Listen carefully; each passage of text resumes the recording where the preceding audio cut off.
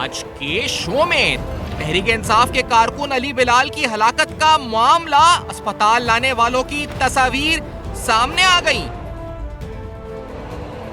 बच्चों को कहता है सड़कों पर मार खाओ, कारकुन की मौत का कौन जिम्मेदार? मरियम नवाज ने सवाल उठा दिए।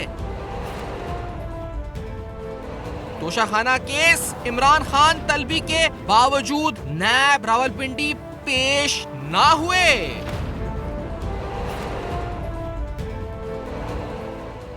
अस्सलाम वालेकुम। बस पर्दा हक़ाइक़, सनसनीखेज़ इंकशाफात, प्रोग्राम बेनकाब में हूँ आपके साथ सैफान खान। अली बिलाल की मौत और यकीनी तौर पर किसी भी सियासी कारकुन की मौत काबिल मज़म्मत है। जिस तरह कल ये वाक़या हुआ, उस मासूम की तस्वीर हमने देखी, कारकुन की अपनी जमात के, जो कि वालिहाना मोहब्बत अपने क़ायद से, अपनी पार्टी से करता है। इसके बाद बहुत सी इस मामले के ऊपर जिस तरह हमने देखा है, रिवायत पाकिस्तान तहरीक इंसाफ की सियासत शुरू हो गई। पहले इल्ज़ाम ये लगाया गया, जो मैं अपने प्रोग्राम में ऑन एयर था उस पर, तो हमने लाइव ही पाकिस्तान तहरीक इंसाफ के एक रहनुमा साथ थे, जिन्होंने गुफ्तगू में कहा जी कि गोलियां चलाई हैं पुलिस ने और गोलियों के जरिए उसको जो है शहीद कर दिया गया। फिर हमने पूछा जी गोलियां चली हैं, कोई सबूत कुछ है? नहीं जी, उस गोलियों से उसको मारा गया, बाकायदा जैसे मॉल टाउन में वाक़या हुआ था। लेकिन कल से ही जब से ये वाक़या, ये फ़ोटोज़ सामने आई, ये मामलात सामने आए, तो इस पूरे मामले के ऊपर बदस्तूर या रिवायत के मुताबिक हमने देखा कि पूरी तरह से सियासत शुरू हो गई और अभी भी जारी है सियासत। लेकिन जो गरीब कारकुन जो इस पर मारा गया, उसके अल्लाह ताला दर्जात बुलंद करे। असल में क्या इस पर मुहर्रिकात थे? तहकीकात किस तरफ आगे बढ़ रही है? सीसीटीवी में जिनके चेहरे सामने आए वो कौन थे? पुलिस ने तशद्दुद के हवाले से जो मुबैना इल्ज़ाम है, इस बारे में पुलिस क्या कहती है? और साथ साथ ये भी अहम तरीन सवाल कि इसकी जो पोस्टमार्टम या जो मेडिकल एग्जामिनेशन हुई है, उसमें हक़ाइक़ सामने क्या आए हैं? ये सारे आज प्रोग्राम में सवालात उठाएंगे, क्योंकि क्या पाकिस्तान तहरीक इंसाफ इस पर सियासत कर रही है? एक तो ये बुनियादी सवाल है, और दूसरा अहम तरीन बुनियादी सवाल ये है कि इसकी मौत का आखिरकार असल जिम्मेदार कौन है? असल जिम्मेदार कौन है? ये प्रोग्राम में सवाल उठाएंगे।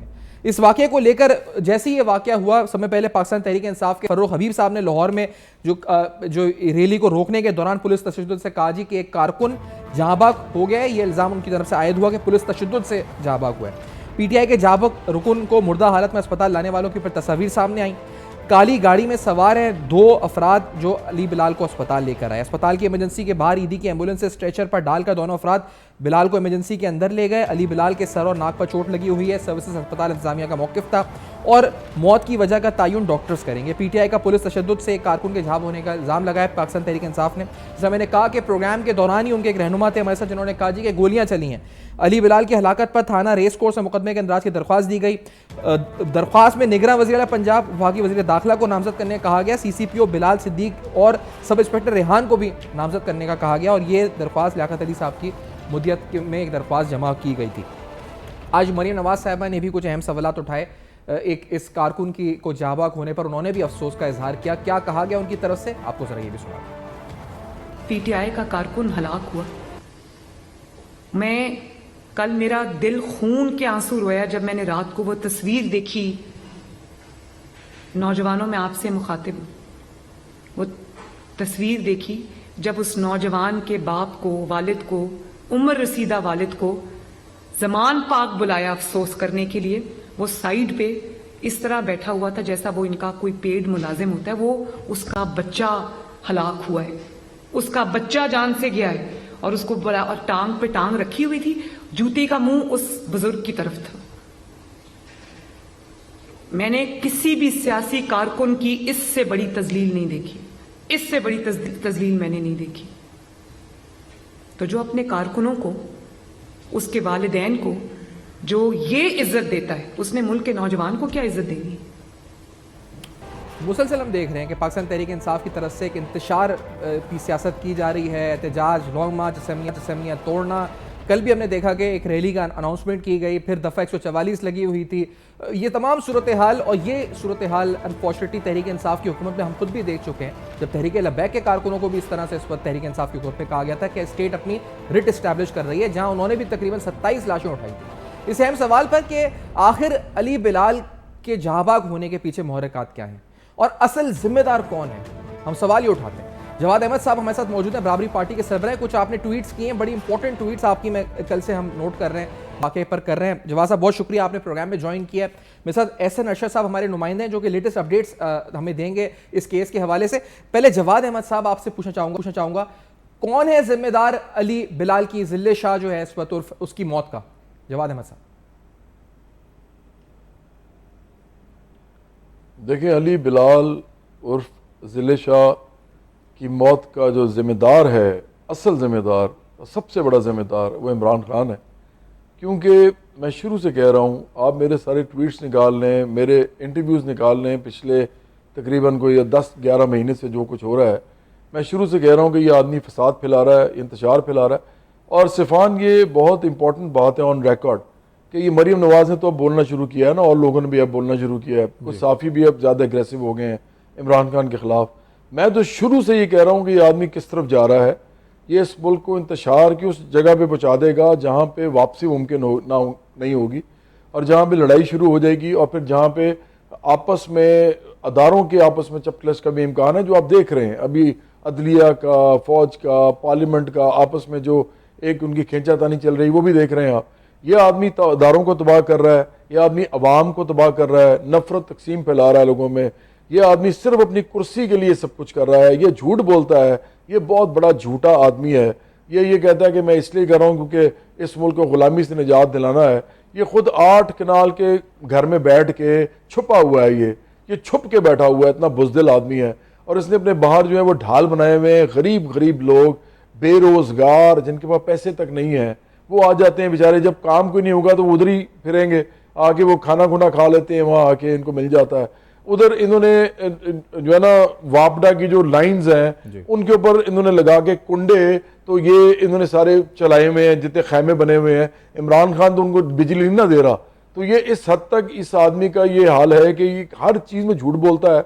और अब मैं उस जगह पे आ गया हूँ सिफान, कि मैं समझता हूँ कि इस मुल्क के अंदर ये इसके जितने भी अब पैरोकार हैं या इसके जितने साथी हैं, अब उनको भी टारगेट करना बड़ा ज़रूरी है, क्योंकि बड़ी हो गई है। चाहे वो इमरान रियाज खान हो, चाहे साफ़ी हो, चाहे वो हमाद अजहर हो, चाहे वो कोई भी ये शबाज गिल हो, अब इनकी भी जो है ना, मैं सीधा इनके साथ अब हो रहा हूँ, क्योंकि अब लोग मरना शुरू हो गए।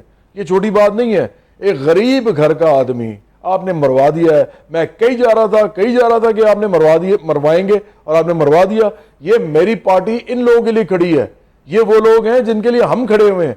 हम क्यों ये होने देंगे कि इमरान खान खुद अरबपति आदमी बैठा रहे अपनी जदाद के अंदर, 8 कनाल की लाहौर के अंदर, प्राइम लोकेशन पे, नहर के ऊपर, और बाहर जो है वो लोग मर रहे हो इसके लिए। और वो लोग हैं जिनको गुलाम बनाया गया। इस आदमी ने उनको ज़हनी गुलाम बनाया, अपना इमेज बना के पैसा लगाया है। इस आदमी को मीडिया ने भी पहले शुरू में बहुत दिया है सपोर्ट, अभी भी कुछ लोग दे रहे हैं। ये सवाल मरीन नवाज साहब भी उठा रही थी, आप पहले से उठाते आए हैं, लेकिन ये बताएं कि इससे पहले लॉन्ग मार्च के दौरान भी अमवात हुई, और इसके अलावा भी पाकिस्तान तहरीक इंसाफ के कारकुनान की अमवात हुई। ये पहलू, आप खुद भी एक सियासी जमात देख रहे हैं, ये पहलू के कारकुन के नमाज जनाजा में या कारकुन के घर पर जाकर ताज़ियत ना करना, ये पहलू कितना अनोखा है, मंतक क्या है इसके पीछे, कुछ आपको समझ में आती है जवाद अहमद साहब?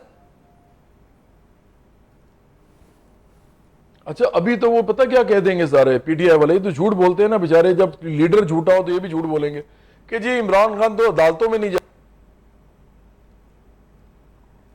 अभी तो ये कहेंगे। लेकिन इससे पहले क्या था? इससे पहले कैसा था? ये तो कभी किसी के घर नहीं गया। ये तो वो आदमी है, ये इतना बेजर्फ और कम जर्फ आदमी है कि ये तो वो जो इसके जो दोस्त थे ना, नईमुल हक, ये उनके जनाजे में नहीं गया था। ये आदमी, मतलब नईमुल हक को मैंने इमरान खान के साथ कई दफा, क्योंकि उस जमाने में मेरे भी इस तरह के रस्मी ताल्लुकात तो होते थे इमरान खान के साथ, मैंने कई दफा उनके साथ हर वक्त बल्कि इसी बंदे को देखा था। तो ये इतना दस्ते राज था उनका, तो ये हाल था। अब्दुल कादिर के जनाजे भी नहीं गए, जो कि अब्दुल कादिर वो आदमी थे जो सारी उम्र इमरान खान को सपोर्ट किसी न किसी तरीके से करते रहे, ये उनके जनाजे पे नहीं गया। और ये आदमी जो है, ये इसके अब्दुल कादिर के बेटों ने आखिरकार कह दिया कि जी इस आदमी ने तो आके हमारा पूछा नहीं। तो ये तो देखें, ये तो छोड़ दें, ये तो बिल्कुल एक, मैं समझता हूँ एक फजूल आदमी है। इसको प्राइम मिनिस्टर बना के गलती की है इस कौम ने। अब ये अपना ज़र्फ दिखा रहा है। जिस बर्तन में जितना ज्यादा पड़ जाता है ना, वो उसका छोटा पैंदा होता है, पड़ ज्यादा जाता है। तो वो इमरान खान उसकी इंसानी शक्ल है। आप ये समझ लें कि ये वो वाला इंसान है जिसके अंदर इतना ज़र्फ था नहीं, आपने उसको बना दिया कुछ, अब वो आपके साथ वो सब कुछ कर रहा है जो एक कम ज़र्फ आदमी करता है। मैं समझता हूँ कि पाकिस्तान की बड़ी बदकिस्मती है।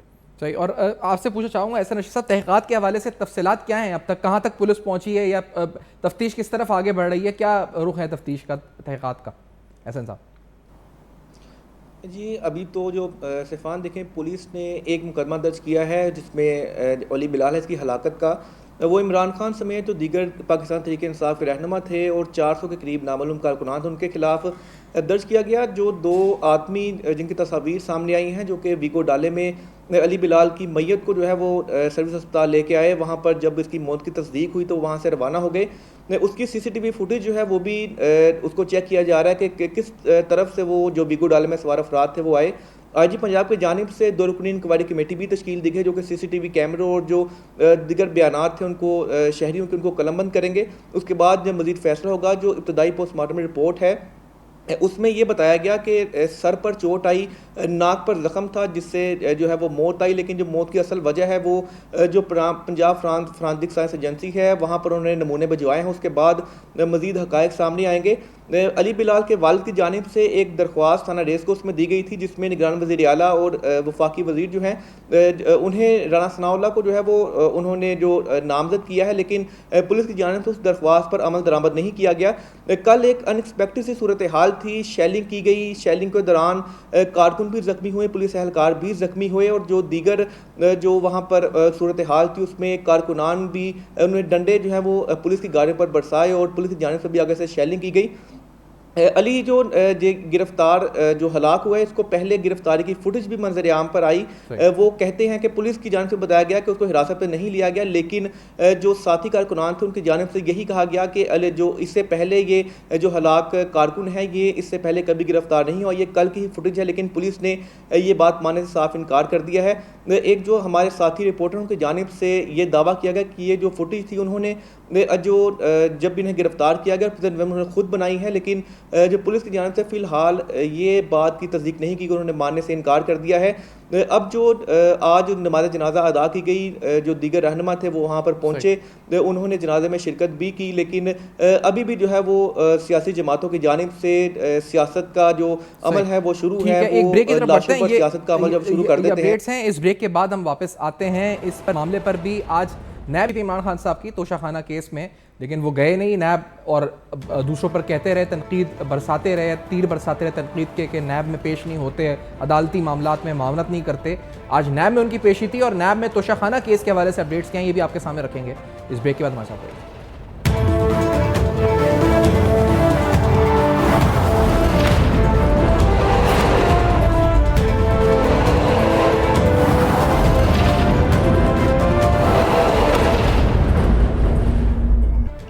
Welcome back. आप देख रहे हैं बेनकाब और आज बेनकाब में तफसीलन हम आपके सामने बहुत से अहम मामलों पर सवाल उठा रहे हैं। अली बिलाल को जिस तरह जाबक हुआ उसके पीछे मुहर्रिकात क्या हैं, तफ्तीश में ताज़ा तरीन अपडेट्स क्या हैं और उसकी मौत का असल जिम्मेदार कौन है, ये सारे सवाल प्रोग्राम में उठाए। आपको बताते चलें कि आज 9 मार्च को इमरान खान साहब की एक नैब की तरफ से भी तलबी थी और ये तलबी तोशाखाना केस में थी, लेकिन नैब रावलपिंडी में इमरान खान साहब ना उनकी अहलिया बुशा बीबी पेश हुए। ये वही इमरान खान साहब हैं जो दूसरों पर यह तनकीद करते रहे कि वो नैब ताउन नहीं करते तहक़ीक़ात में, बल्कि मुकदमात ही बनाते रहे कि नैब पे ताउन नहीं किया जा रहा, इनके सियासी मुखालफिन जब ये हुकूमत में थे। आज नैब का जो नोटिस था वो इमरान खान साहब की अहलिया और उनके रावलपिंडी में जो पेश ना हुए और तोशाखाना केस में आज तकरीबन 2:30 बजे तलब किया गया था इमरान खान साहब को। तलबी के नोटिस इमरान खान और उनकी अहलिया को मुश्तरका तहक़ीक़ाती टीम के सामने आज पेश होने की हिदायत की गई थी। बावजूद इसके इमरान खान साहब की जानिब से कोई भी नैब ऑफिस में पेश ना हुआ और उनसे जो सवालात पूछे जाने थे वो तोहफे में मिलने वाली 6 घड़ियों की तफसीलात जो थी उनसे उसके बारे में तफसीलात तलब की गई थी। आपको ये बताते चलें कि इस केस के अंदर एक और अहम तरीन डेवलपमेंट ये भी है कि नैब की टीम दुबई गई और दुबई से जाकर उन्होंने तोशाखाना केस से मुताल्लिक कुछ अहम हक़ाइक़, कुछ अहम इंटरव्यूज़ और जो ग्राफ की वॉच थी उसकी तस्दीक या वेरिफिकेशन भी की है। नैब की टीम जो दुबई गई उसने सऊदी वली अहद की जानिब से तोहफे मिलने वाली कीमती घड़ी की फ़रोख्त से मुतल्लिक मालूमात हासिल करने की कोशिश की। नैब की एक टीम ने इमरान खान के खिलाफ तोशाखाना की जारी तहक़ीक़ात के लिए शवाहिद इकट्ठे किए और दुबई में मुकीम पाकिस्तानी ताजिर उमर फारूक ज़हूर का इंटरव्यू किया। डायरेक्टर रिजवान अहमद की सरबराही में नैब की 4 रुकनी टीम दुबई में पाकिस्तान कौंसलेट में ज़हूर से उन्होंने मुलाकात की और इमरान खान ने बाद में इस घड़ी को ओपन मार्केट में फ़रोख्त कर दिया था, जो सामने बात आई थी। ज़हूर के वकील ने, यानी उमर फारूक ज़हूर के वकील ने बताया कि उनके मौक्किल ने नैब टीम से मुलाकात की और उनके साथ ताउन किया और अपने साथ नायाब घड़ी नैब की टीम को देखने और तस्दीक करने के लिए काउंसिल खाने लेकर आए थे। नैब की टीम उनके साथ दुबई मॉल में ग्राफ स्टोर का दौरा किया नैब ने, जहां सरकारी तौर पर तस्दीक की गई कि घड़ी हकीकी है और ग्राफ स्टोर ने नैब टीम को तस्दीक की कि एक मुनफरद और लाजवाल सेट है और दुनिया में सिर्फ एक ही सेट है, शॉप मैनेजर ने इसे पहले नहीं देखा था। ग्राफ स्टोर ने नैब को तस्दीक की कि इस घड़ी की कीमत का तयन नहीं किया जा सकता, इसलिए कोई भी कीमत अदा की जा सकती है। ये अपनी मुनफरद कदर व कीमत की वजह से नवादरात के ज़ुमरे में आती है। इसमें वहाँ के जो सफ़ीर हैं उन्होंने नैब टीम को सबूत फराम करने के बाद पाकिस्तानी कौंसल जनरल की मौजूदगी में कागजात पर दस्तखत के जो ज़हूर हैं उन्होंने, और आर्ट्स ऑफ टाइम के मालिक शफीक पहले ही तस्दीक कर चुके हैं कि इमरान खान की जानिब से जमा कराई गई रसीद जाली और जालसाजी पर मबनी है। साथ साथ कुछ और केसेस के हवाले से भी इमरान खान साहब के ऊपर जो केसेस हैं, कुछ और अहम डेवलपमेंट्स हैं। इक़दाम कत्ल केस है, इस केस में उनको शामिल तफ्तीश होने का हुक्म दिया गया है। इस्लामाबाद हाई कोर्ट ने इक़दाम कत्ल केस के हवाले से जो उनकी अबूरी ज़मानत है वो 21 मार्च तक उसमें तोसी कर दी है। इस्लामाबाद हाई कोर्ट में इक़दाम कत्ल केस में इमरान खान की दरख्वास्त ज़मानत पर समाअत हुई थी और इमरान खान की आज हाजिरी से इस्तिस्ना की दरख्वास्त मंजूर कर ली गई और हाई कोर्ट ने इमरान खान को शामिल तफ्तीश होने का हुक्म दिया था। वक्त इसलिए दे रहा हूँ, जो ऑनरेबल जस्टिस ने कहा कि वक्त इसलिए दे रहा हूँ कि इमरान खान ने शामिल तफ्तीश होना है।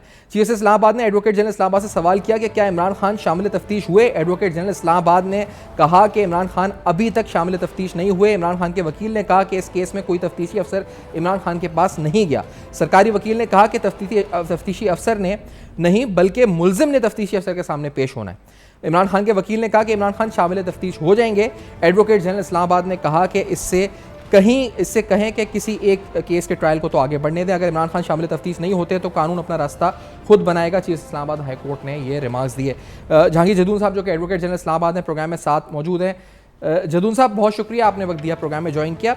नैब में भी पेश नहीं हुए इमरान खान साहब। जदून साहब, आज शामिल तफ्तीश होने की भी बात की गई, नैब में पेश नहीं हुए, ट्रायल जो इंपॉर्टेंट केसेस हैं आगे बढ़ नहीं रहे हैं, तो ऐसे कैसे मामला चलेगा? ये जानबूझकर हरबे अपनाए जा रहे हैं कि आपकी नज़र में क्या मामला है ये जदून साहब? देखिए, आज जो उनका केस था वो प्री अरेस्ट बेल है। वो कोर्ट की डिस्क्रिप्शन होती है कि बंदे को प्री अरेस्ट बेल दें और प्री अरेस्ट बेल का जो ऑर्डर होता है उसमें लिखा होता है कि आप इन्वेस्टिगेशन ज्वाइन करें और हर तारीख पे आपकी हाजिरी जो है वो ज़रूरी है। शल का वर्ड इस्तेमाल हुआ है। तो मैंने जज साहब को कहा अभी तक उन्होंने आईओ से मैंने पूछा है तो उन्होंने कहा अभी तक उन्होंने इन्वेस्टिगेशन ज्वाइन नहीं की और ना ही उन्होंने आज हाजिरी दी है। अब देखें, इमरान खान जो है वो अपनी मर्जी से केस चलाना चाहते हैं हर जगह पे, और जो उनके खिलाफ वो ये समझते हैं ना केस कमज़ोर हैं, झूठे बनाए गए हैं, तो उनको चाहिए कि जल्दी कोर्ट पे आके इन केसों को ख़त्म कराएं। क्योंकि एक बंदा कहता है जी मेरा केस कमज़ोर है, तो कमज़ोर केस तो जिस बंदे का कमज़ोर केस होता है वो जल्दी कहता है ख़त्म हो जाए, और जो बंदा स्ट्रॉन्ग वाला केस होता है वो भी कहता है जी मेरा केस जो है वो जल्दी। अब इनका क्योंकि ये डिफेंस है, इनका केस कहते हैं जी जो प्रोसिक्यूशन ने केस बनाया वो कमज़ोर है, तो इनको चाहिए कि कोर्ट में आएँ।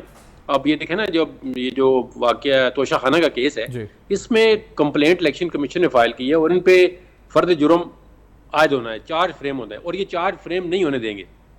ये मैक्सिमम इसको डिले करेंगे। फॉरेन फंडिंग का आपके केस आपके सामने है, 8 साल तक इन्होंने एक एप्लीकेशन में कभी हाई कोर्ट, कभी सुप्रीम कोर्ट, कभी फिर इलेक्शन कमीशन, मतलब एक एप्लीकेशन दी, फिर वो एक और वकील। अब ये इन्होंने किया है कि अदालत से बाहर से जाते हैं, या तो डिस्ट्रिक्ट का जो प्रेसिडेंट होता है बाहर को उसको ले आते हैं पकड़ के, थोड़ी देर बाद एक और वकील ले आते हैं, थोड़ी देर बाद एक और वकील ले आते हैं। केसेस में जदून साहब के अगर नाअहली का खतरा है, ये उन केसेस में स्पेसिफिकली चार्ज कभी नाअहली के खतरे वाले केस कोई, ये मैक्सिमम, ये मेरी आप बहुत रिकॉर्ड पे ले लें, मैक्सिमम ये अदालत के साथ कोऑपरेट नहीं करेंगे और जितना ये डिले कर सकते हैं और ये करेंगे, इनका ट्रैक रिकॉर्ड आप देखें, ये डिले करेंगे और ये मतलब एक कोर्ट के आगे सरेंडर नहीं करेंगे। दूसरी तरफ नैब है, तो नैब के हालिया कानूनी तरामीम के बाद नैब में भी आज इनकी तलबी थी, नैब गए नहीं।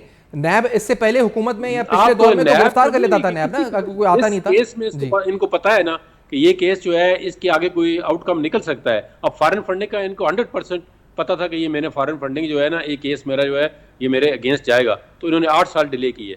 तो अब एक तोशा खाना का भी यही हिसाब है। तोशा खाना के अंदर ये मतलब है विद इन 1 मंथ जो है ना, अगर कोर्ट चाहे तो ये कोऑपरेट करें, ना भी करें तो मेरा ख्याल में अब कोर्ट को चाहिए कि फैसला करें। अब ये देखें, कोर्टें इंतजार नहीं कर सकती। उस दिन सुप्रीम कोर्ट में आपको पता है जैसा नैब में जो केस है, तो एक मिनट बात करने दें। सुप्रीम कोर्ट के अंदर जो इलेक्शन वाला केस था पंजाब को और केपी किया, 15-20 वकील गए हैं और 15-20 पार्टियां थी। तो चीफ जस्टिस साहब ने कहा जी मैं कल इसका फैसला करूंगा, मैं बाकी बंदों को नहीं सुनता। अब देखें जब अदालत चाहती है तो केस का फैसला हो जाता है। तो अदालतें भी इनको मेरे ख्याल में, मेरी ओपिनियन, पर्सनल ओपिनियन में, अभी इनको लेवरेज मिल रहा है, अदालत से कंसेशन मिल रही है। वरना अब ये इस तरह जो है ना लाडलापन या ये वाली चीजें जो खत्म होनी चाहिए और कोर्ट को as per law quick decision लेने चाहिए।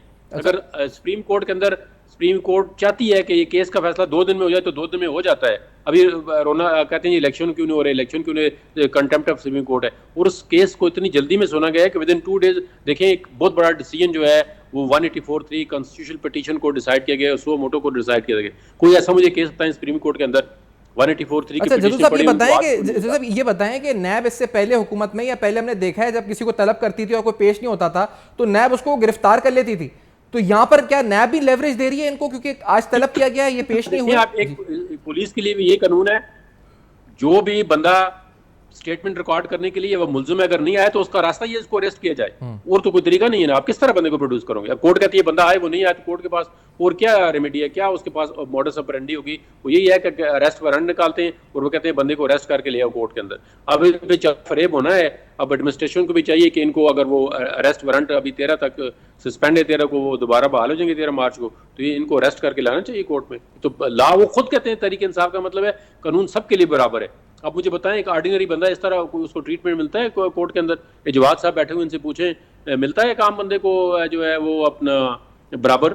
सही, ठीक है। जवाद अहमद साहब आप फरमाएंगे कुछ, क्योंकि ये तो जिस तरह से इन्होंने एक स्टेटमेंट दिया बिजू साहब ने कि आप नोट कर लें इस बात को कि जिन केसेस में इनको खतरा है कि ये पकड़े जाएंगे, नाअहली हो जाएगी, कन्विक्शन हो जाएगी, तो उन केसेस में ये राय फरार अख्तियार करेंगे और कर रहे हैं। जवाद अहमद साहब ये उन केसेस में नहीं पेश हो रहे ताकि फर्द जुर्म भी आयद ना हो सके। जवाद साहब योर कमेंट प्लीज।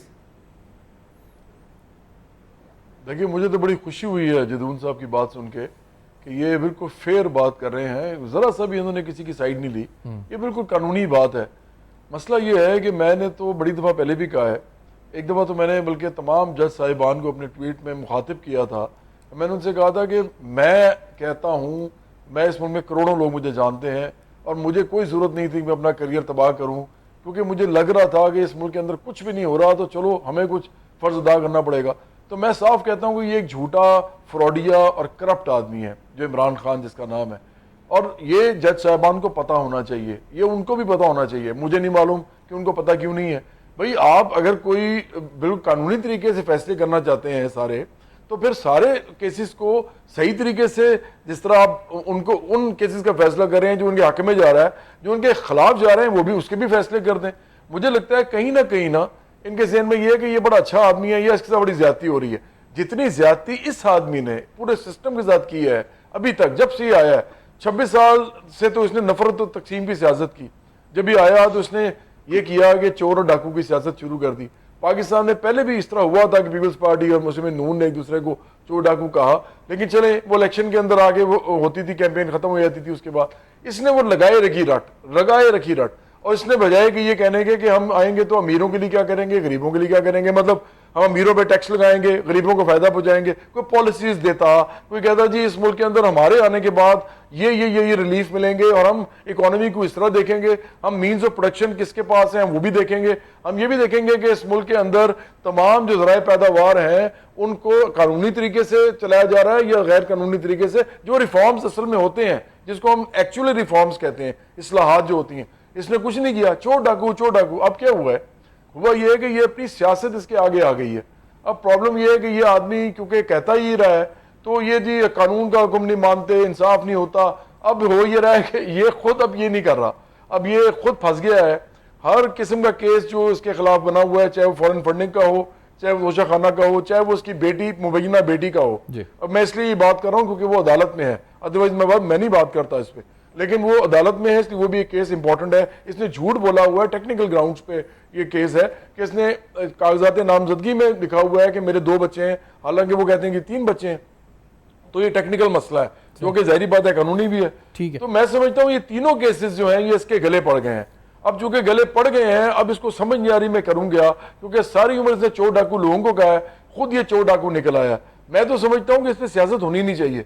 आप जो मर्जी किसी को कहें, अगर अदालत में सबूत नहीं दे सकते तो चुप रहे ना। आप सिर्फ ये कहें कि ये लोग अमीर हैं या अमीरों के साथ हैं, ये पाकिस्तान में गरीबों के लिए कानून नहीं बनाते, या बनाते हैं तो इम्प्लीमेंट नहीं करवाते, हम करवाएंगे। ये सियासत करें ना। इस ब्रेक के बाद मैं समझता हूँ कि इमरान मजीद गुफ्तगू करते हैं। जवाद अहमद साहब, जदू साहब साथ हैं हमारे। इस ब्रेक के बाद नाज़रीन वापस आते हैं, कुछ और अहम सवालात इन केसेस से मुताल्लिक। हमारे साथ रहिए।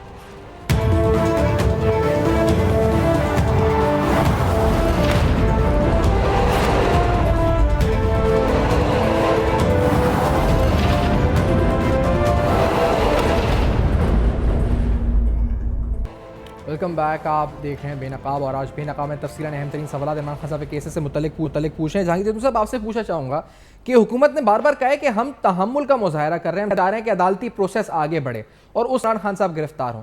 क्या ये हिकमत अमली दुरुस्त है? ये देखिए हुकूमत की तो अपनी स्ट्रेटजी होती है, मुझे नहीं पता। मैं तो आपको लीगल चीज़ें बता सकता हूँ। अब देखें, आप एक शख्स जो है, उसको कोई भी आम बंदा है या खास बंदा है, whoever he is, अगर उसके खिलाफ कोई कोर्ट के अंदर केस है तो वो कोर्ट को या केस को फेस नहीं करना चाहता, तो उसके लॉ एक तरीका ये बताता है कि पहले नॉन बेलेबल वारंट होंगे, फिर नॉन बेलेबल होंगे, या कोर्ट उसको कोई भी कोर्सिव मेजर के जरिए। देखें ना, कोर्ट की अथॉरिटी आप नहीं मानते तो कोर्ट का सिस्टम तो कोलैप्स कर जाएगा। हर बंदा कहे जी मैं अदालत में नहीं जाना चाहता, मेरे पास इतने बंदे हैं, 10, 15, 20 हज़ार बंदा है, चले लाख समझ लें, मेरे पास लाख बंदा है जी, मैं नहीं जाता किसी कोर्ट में। तो फिर आपका सिस्टम तो कोलैप्स करेगा, फिर तो सोसाइटी में आप नहीं रह सकते उसमें। तो वो जो देखा, फिर एक ऐसी पार्टी जो रूल ऑफ लॉ पे बिलीव करती है, ताकि तरीके इंसाफ, वो कहते हैं जी सबसे, वो जो कहते हैं नहीं ताकतवर आदमी जब नीचे नहीं आएगा, तो ये इनके देखें ना अल्फाज, आप देखें जवाद साहब बेहतर समझते हैं, ये उनके साथ क्या पता रहे भी हो। और उसमें देखें ना, एक बंदा खुद कानून को मानता नहीं है, उसको ओबे नहीं करता, उसके जो पैरामीटर्स हैं या उसकी जो डायरेक्शन है कोर्ट की, वो ओबे नहीं करता, कहता है ये कानून सबके लिए बराबर करो। भाई अपने लिए पहले बराबर करो, आप कानून के मुताबिक अमल करो, दूसरे को सजा हुए तो कहते हैं ठीक है। और आपको कोई क्वेश्चन पूछे का, आप मुझसे क्वेश्चन ना पूछें। आप भाई अगर बिल्कुल फेयर चीज़ें हैं आपकी, कोई भी केस है, तोशाखाना है, मैं आप पर्सनली किसी चीज़ को डिस्कस नहीं करना चाहता क्योंकि मेरा डोमेन नहीं है, तो आप फेस करें कोर्ट को। चाहे मैं कहता हूँ आप जैली केस मजाल के तौर पर बन गया है, उसका तरीका तो ये कि आप कोर्ट में जाएं, आप अपनी FIR जो है वो क्वैश करा लें। सबसे ज्यादा जो है पिटीशन इनकी हर 1 घंटे के बाद एक नया वकील एक नई पिटीशन इनकी दायर करता है। कोई कहता है वीडियो लिंक के जरिए, कोई कहता है एग्जाम्पशन दे दे, कोई कहता है जी ट्रैवल नहीं कर सकते। मैंने कहा आपकी नॉलेज में शायद हो, ये जो नैब का एक्टिविटी सारी ये कर सकते हैं। ये जो नैब का केस है, इसमें तो अभी तक कोई उन्होंने प्री अरेस्ट बेल या इसकी कोई पिटीशन नहीं डाली ना, ये जो नैब ने। नैब का थोड़ा प्रोसीजर डिफरेंट तो है। नैब पहले कंप्लेंट वेरिफिकेशन करती है, फिर उसके अंदर इंक्वायरी करती है, फिर इन्वेस्टिगेशन करती है और उसके बाद अरेस्ट करती है। तो अब इसमें तो देखें ना, एक मुझे आपको जवाद साहब को कोई एजेंसी बुलाती है जी ये आपके खिलाफ एलिगेशन है, हो सकता है वो झूठी हो, ज़रूरी तो नहीं कि जो हर बंदा एलिगेशन लगाता है या गवर्नमेंट डिपार्टमेंट एलिगेशन लगाता है वो तो सच्ची हो। तो आप जाके कहते हैं जी कि ये मैं फलान जगह पे मौजूद था, मैं यहाँ पे मौजूद नहीं था, मेरे खिलाफ ये चीज़ें हैं, मेरे पास रसीदें हैं, मैंने ये नहीं किया है, ना मैंने बेचा है, ना मैंने कोई चीज़ छुपाई है, मेरी स्टेटमेंट है। देखिए, होल्डर ऑफ पब्लिक ऑफिस के लिए हर चीज़ पब्लिक के लिए ओपन होती है, उसकी कोई चीज़ पर्सनल नहीं होती, उसने स्टेटमेंट डिक्लेयर करनी है। देखिए ना, आप और मैं, और जब एक बंदा कहता है मैं MNA बनता हूँ, मैं सेंटर बनता हूँ, मैं लोगों का रिप्रेजेंटेटिव बनता हूँ, तो फिर उसकी जो एसेट्स हैं, जो उसकी चीज़ें हैं, वो लोगों से छुप नहीं सकती। वो उसका राइट, लोगों का फंडामेंटल राइट है कि वो अपने इलेक्टेड रिप्रेजेंटेटिव को देखे कि इसके पास क्या है, अब क्या था, पहले क्या है, और हमारा जो ट्रस्ट है वो इस सही तरह डिस्चार्ज कर रहा है या नहीं कर रहा। अब देखिए ना, इन्होंने असेंबली तोड़ दी है। जो इन लोगों से पूछा है इन्होंने कि इन्होंने 5 साल के लिए वोट दिया था कि जी हम आपका जो मैंडेट है 5 साल का, हम इसको कर्टेल करके 1.5-2 साल या 4 साल खत्म कर देंगे। अच्छा, बिल्कुल टाइम इख्तिताम पे पहुंच चुका है। जवाद साहब, मैं आपका बस एक लास्ट कमेंट लेना चाह रहा हूं कि ये कहते हैं मैं बहुत बहादुर हूं, लेकिन अब जो तासुर लगता है गिरफ्तारी जब होने आती है, एकदम रात को 4 बजे कॉल आती है लोगों को जमान पार्क पहुंचो, यानी खुद को ये कभी सलाउद्दीन अय्यूबी, कभी टीपू सुल्तान क्या क्या अपने आप को बताते हैं। क्या इनका ये जो फेक वो है ये टूट रहा है जवाद साहब? ये जनाब एक बुज़दिल आदमी है। पहले भी हामिद मीर के प्रोग्राम में इन्होंने खुद बताया था कि जनरल मुशर्रफ के ज़माने में मैं दीवार फलांग के भागा था और ये सड़क पे भागते हुए गएंगे। आप सोचिए ज़रा मंजरनामा सामने लाए ना, एक बंदा भाग रहा है, बाद में प्राइम मिनिस्टर बन गया वो, तो ये तो इसका हाल है इस आदमी का। इसलिए छोड़ें, बहुत बुज़दिल आदमी है। असल बात यह है कि इंतशार फैला रहा है। मैं आपको एक बहुत ही अफसोसनाक बात बताऊं जिससे मुझे बड़ा दुख होता है, कल इसने इंटरनेशनल मीडिया में बैठ के पाकिस्तान की बदनामी की है। इस आदमी ने बाकायदा पूरे सिस्टम को जो है ना वो उस तरह किया।